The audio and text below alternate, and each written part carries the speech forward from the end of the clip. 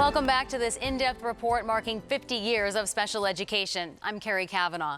So what is the future of IDEA? Where do we go from here? I brought those questions and more to a panel of advocates, legal experts, and researchers to talk about what the next 50 years of special education could be if we realize the full potential of this landmark law. We're talking about the promise of IDEA, free, appropriate, least restrictive. How are we doing hitting those three benchmarks? I think that in Massachusetts, we are first in the country, but we are not first when it comes to racial equity. So there's some disparities, particularly around Black males.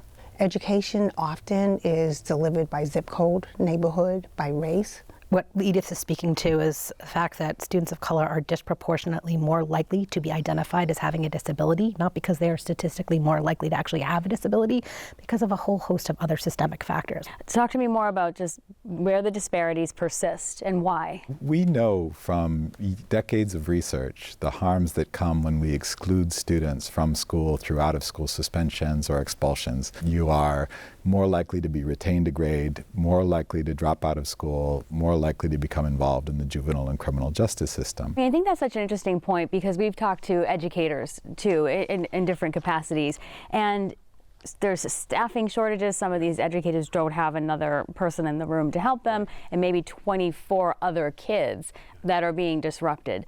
So how do you tackle that issue? The first is our state needs to make a meaningful resource commitment to provide support for educators. Resources, money. Money to make sure that educators have the training they need and then the support they need to implement the kind of skills that aren't taught in our schools of education anymore. I'd like to add that representation matters. If we look at the Johns Hopkins study, we know that if a Black student, for example, has a Black teacher, they are 13 times more likely to go to college. We are seeing far fewer students coming out of colleges today interested in education than ever before. Another form of pushing out of students with disabilities that disproportionately impacts Black males and Black girls is the placement in segregated special education settings, which we see at much higher rates among Black boys who have disabilities and autism in particular. And I think in terms of addressing some of these issues, you know, to Matt's point, resources are hugely important. I also think that school districts really need to leverage the creativity of their educators. I have a poster in my office that used to say, if a child can't read, we teach them. If a child can't ride a bike, we teach them. If a child can't behave, we punish them. We have to help students to learn how to behave appropriately in those settings so that they can maximize their learning. And one thing we are very concerned with at EdTrust is the literacy rates statewide. And we look at students with disabilities, their literacy proficiency rates are in the 12 percentage points. Some of our cities and towns, that proficiency rates are in the single digits. This isn't just a matter of education, this is a civil rights issue. Talked to so many of you about the reading crisis this year. You know, those scores they keep going down. Some are leveling, but they're not improving. So how did we get there? We know that the research shows that if students are given access to evidence-based literacy instruction that is aligned with the science of reading, that 95% of students, including students with disabilities, can learn to read. But too many districts throughout the state are still using discredited and even harmful strategies that are leaving too many students behind. I think if you speak to any district, you're going to see that they have holes and gaps in those areas because they can't find enough counselors to help with that work. They can't necessarily update all of their curriculums as quickly as they would like because of the costs that are involved with that. And the federal government has never kept its promise of 40% reimbursement in special education. They're somewhere below 15%. I think it's as low as 13% right now. They pass a budget every year knowing that there was a promise to fully fund special education, and they haven't. I think one of the things that we really struggle with and have to tackle is the deficit mindset. And what I mean by that is, instead of saying students face challenges, saying that districts face challenges in meeting the needs of students. You know, you can talk about resources and staffing, and that's all very real. The inequities and how students are treated based on, you know, where the countries that they come from, the language that they speak, their race, are also very real. Folks sort of throw up their hands and they say, well, you know, students with disabilities or neurodivergent students, they're just never going to learn to read, and so there's nothing we can do about it. And I think that that is a flawed narrative that we need to challenge. So if each of you could draft your own policy or cultural shift or shift in practice that would improve IDEA over the next 50 years, I'd like to end with each of you sharing what that would be. One thing I'd like to see is that the IDEA reflect the blueprint that Massachusetts gave it and do more to address the kinds of racial and socioeconomic disparities that we see here in the state and across the country. And I'd also like to see our State Department of Education enforce their own laws to that end. We need to really center family voices in these conversations. Too often, I think parents are seen as adversaries in the process rather as partners. And I think that's a cultural shift, it's a practice shift, but it's also a mindset shift. Are we really looking that we have pushed in all of the supplementary aids and services and supports that would enable that student to be successful in the least restrictive environment? And that is not happening. And I think that for that and other reasons, we really are not realizing the full potential of IDEA.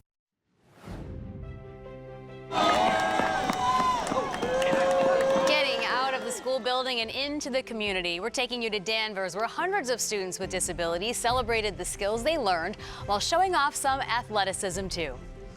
Bringing the classroom into a log cabin, lessons out on the water, a unique approach to an extended school year.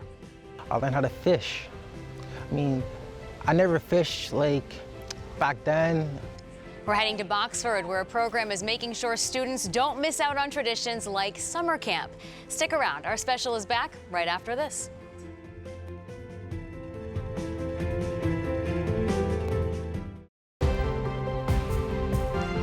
Getting students out of the building and into nature. For some kids with disabilities, the school year is year-round. Some collaboratives ensure they don't miss out on traditions like summer camp.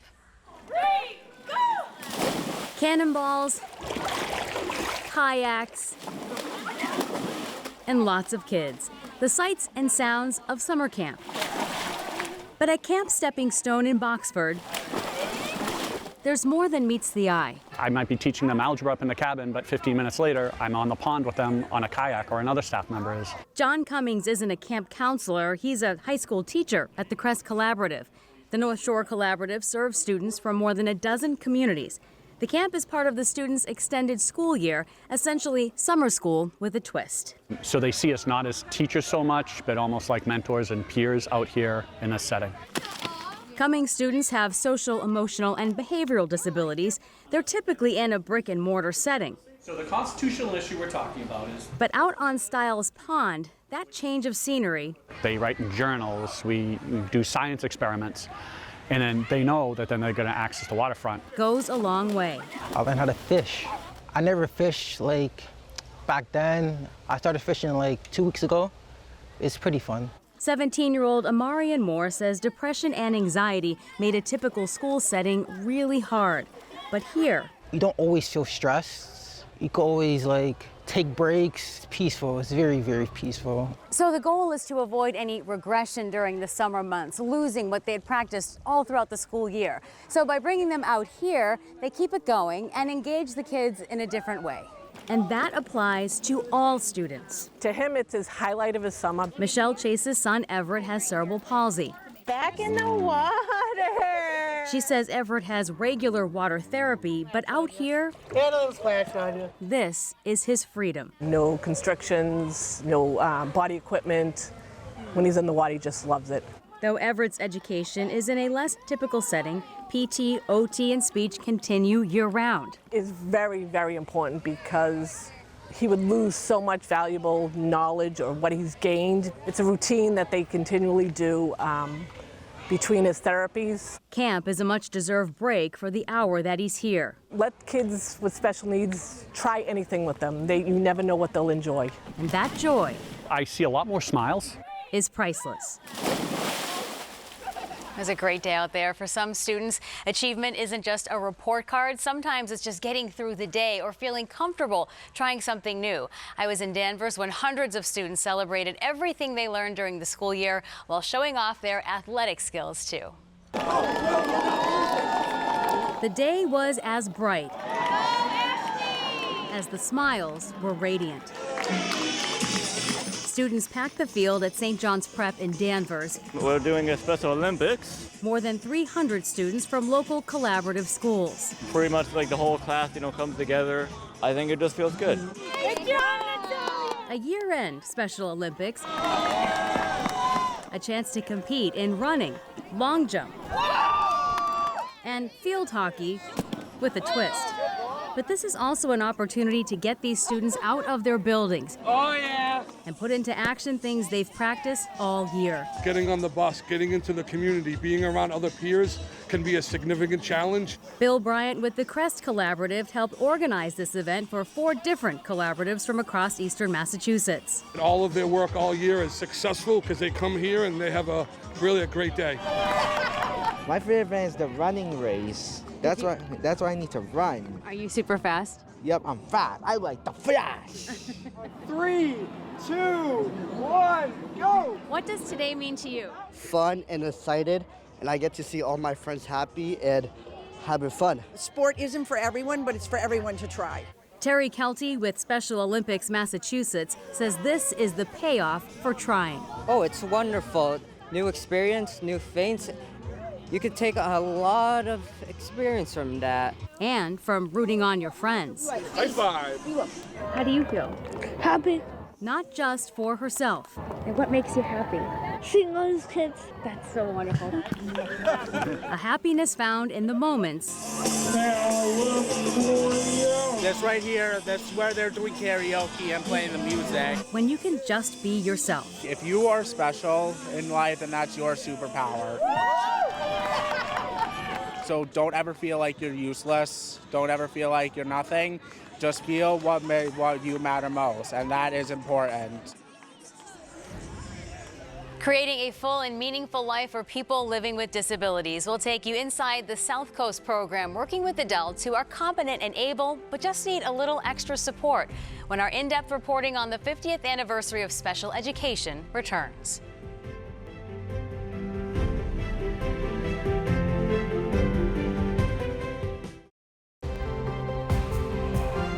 You're watching Boston 25 Special, marking 50 years of special education. For people with disabilities, schools are often the biggest support system outside of the family. But what happens when someone ages out of school? We're taking you to a program for adults on the South Coast, ensuring they're living meaningful lives. All right, you guys ready? Making music. Having fun. Creating community. For our folks, this is their circle. This is the SAIL program, or Supporting Adults for Inclusive Living. Ready, guys? Located in Dartmouth, it provides 24-hour support for people with disabilities. They have members of the community, then they have similar interests, similar skills, similar likes, and we are able to kind of offer things that suit those needs. Catherine Cooper says it's all about participants having full, independent lives. My name is Heather. This is my brother, Adam. Adam Howland has Down syndrome and is largely nonverbal. The 50-year-old's been a big part of this community for decades. Oh, look at this one. Sister Heather Hooley says it was always important to their family that Adam have his own life, his own identity, and that people on the outside world understand that he can. He loves to laugh. He loves jokes. He catches on very quickly to a lot of sarcasm. He can and does enjoy music, dance, books, and family time. He needs to have a good life. We all need to have a good life. Just some of us need more support in that. There's a lot of support at SAIL, says Program Director Sean Mitchell. Employment supports, residential supports, like for Adam, and we also have our day program where we teach a lot of independent living skills and try to make sure that they have meaningful time. I remember thinking, like, once he gets to a certain age and there aren't people to take care of him, what's going to happen? And I just assumed I would take him on. But now Heather says Adam's found the support he needs to live on his own and even work. And he's not just living, but having a life. He's surrounded by people who just really listen to him differently and respect him. I want him to have an amazing full life. He's an amazing guy. From purple power chairs to drum solos, these students are writing poems about what makes them feel strong. It gave our students a chance to be heard, to be respected, and to be recognized. The Poetry Project that helped them express themselves in a whole new way. Our special marking 50 years of special education is back after this.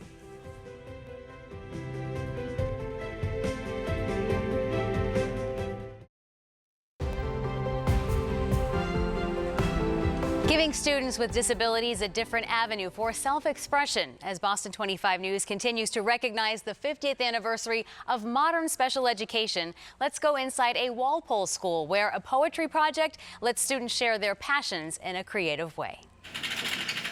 You might look at these devices and see them as a limitation, but for these students, they're the gateway to independence. And don't just take our word for it. People may see it as equipment, but I see it as freedom to move. That's 20-year-old Lexi O'Malley. Focus and concentration. I feel strong. Through her assisted speech device, Lexi's sharing with us an excerpt from her poem, Ode to My Gait Trainer. She's among the students at the Education Cooperative, or TEC, in Walpole that serves students with complex disabilities and multiple diagnoses. I feel so proud of myself, but also so inspired by all the poets in the book. The book Lexi's referring to is Wishes on Wheels, a book of poems by kids in Walpole and beyond who use wheelchairs to support mobility. It gave our students a chance to be heard, to be respected, and to be recognized. Meredith Belletra is the program director of the TEC Campus School. It's not easy to at first come up with the words and then be able to speak them, and you can definitely see the pride when they are able to do it. Belletra says the school was approached by an editor and Matt Brown of the Matt Brown Foundation to participate in the book. Matt suffered a spinal cord injury during a Norwood High School hockey game. He now advocates for people with paralysis. My poetry is purple. 18-year-old Trinity Elias's poem is dedicated to her new purple power chair. Happy and more comfortable using it. And so thrilled to talk about it. It's more fun when I play. For Tyson Dang, his drum poem was all about his drum. You can play it fast, you can play it slow. The 7-year-old could read his work. Good. But he could also play it. You can play it fast. Many children are often, directed in schools as to what to do, and I think that can also be a perception of special ed sometimes too. It's do this, follow this, do this, and this gave them a chance to speak. And be heard, showcasing not just the challenges they face, but how they overcome them. And proceeds from that amazing book go to the Matt Brown Foundation. If you'd like to learn more about it, head to our website, boston25news.com. And that's going to do it for this Boston 25 News special, 50 years of special education. I'm Carrie Kavanaugh. Thank you so much for being a part of this. From all of us here at Boston 25, thank you and be well.